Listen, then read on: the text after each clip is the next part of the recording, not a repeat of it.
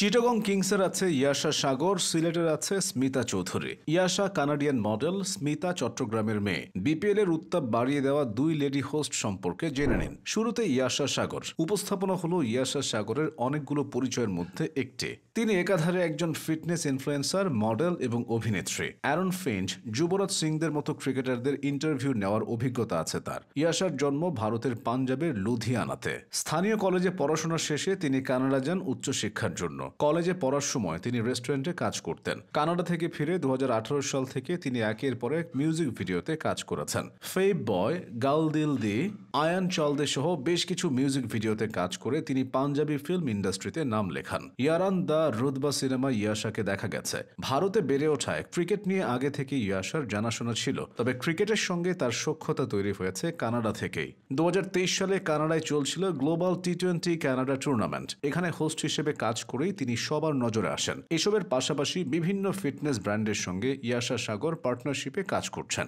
এদিকে স্মিতা চৌধুরী বন্দরনগরী চট্টগ্রামের মেয়ে। বাবা মায়ের দুই সন্তানের মধ্যে স্মিতা বড়। তার বাবা নিহার চৌধুরী জীবন বীমা কর্পোরেশনের ব্যবস্থাপক হিসেবে চাকরি থেকে অবসর গ্রহণ করেছেন। মা সুচন্দা চৌধুরী একজন শিক্ষিকা। উপস্থাপনাকেই পেশা হিসেবে গ্রহণ করবেন এমনটা চিন্তা স্মিতার ছিল না। সাংস্কৃতিক জগতে তার প্রবেশ ঘটেছিল নাচের মাধ্যমে। দ্বিতীয় শ্রেণীতে পড়ার সময় বাবা তাকে চট্টগ্রাম শিশু একাডেমিতে নাচের স্কুলে ভর্তি করিয়ে দেন। নাচ শিখতে শিখতেই চট্টগ্রাম অবসর সাংস্কৃতিক গোষ্ঠীতে শুরু করেন আবৃত্তি চর্চা। নাচের মাধ্যমে আঞ্চলিক ও জাতীয় পর্যায়ে বেশ কিছু পুরস্কার ও সনদ অর্জন করেন। স্কুলে পড়াকালীন উপস্থাপনা শুরু করেন স্মিতা চৌধুরী। কলেজের দ্বিতীয় বর্ষ থেকেই তার উপস্থাপনায় নাম ডাক হয়। এরপর আর পেছন ফিরে তাকাতে হয়নি। শুদ্ধ উচ্চারণ, রুচিশীলতা, স্মার্টনেস আর আকর্ষণীয় বাচনভঙ্গি সবই স্মিতার মধ্যে বিদ্যমান। পড়ালেখার পাশাপাশি বিভিন্ন অনুষ্ঠানে উপস্থাপনা করতেন। সেখান থেকেই নিজের আত্মবিশ্বাস এবং মনোবল বাড়াতে থাকেন স্মিতা চৌধুরী। চট্টগ্রামে প্রচলিত উপস্থাপনার সনাতনী পদ্ধতিকে ভেঙে নতুন ধাঁচের উপস্থাপনার স্বাদ দিয়েছেন তিনি।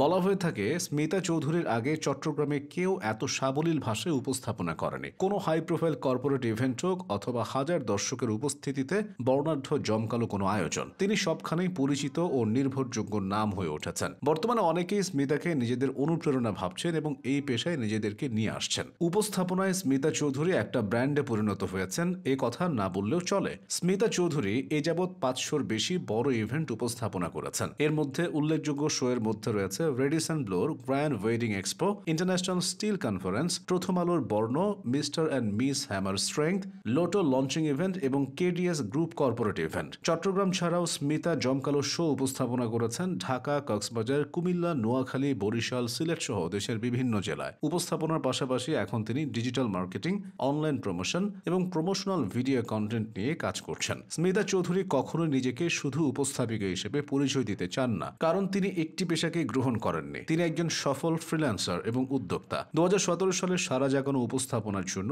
বেস্ট অফ চিটাগং অ্যাওয়ার্ড পান স্মিতা। সদা হাস্যজ্জ্বল উপস্থাপিকা স্মিতা চৌধুরী হাসির আড়ালে চেপে রেখেছেন অনেক কষ্ট। 3.5 বছরের ভালোবাসার সম্পর্ক শেষ হয়ে যাওয়ার কষ্ট নিয়েও তিনি উপস্থাপনা চালিয়ে যাচ্ছেন। স্মিতার উপস্থাপনা দেখে অনেক পরিচালক তাকে সিনেমা ও নাটকে অভিনয়ের প্রস্তাবও দিয়েছে, কিন্তু তিনি প্রস্তাবগুলো ফিরিয়ে দিয়েছেন। আপাতত নিজের উপস্থাপনা নিয়েই ভাবছেন তিনি। এসব কারণেই উপস্থাপনার জগতে স্মিতা চৌধুরী এতটা অপ্রতিরোধ্য।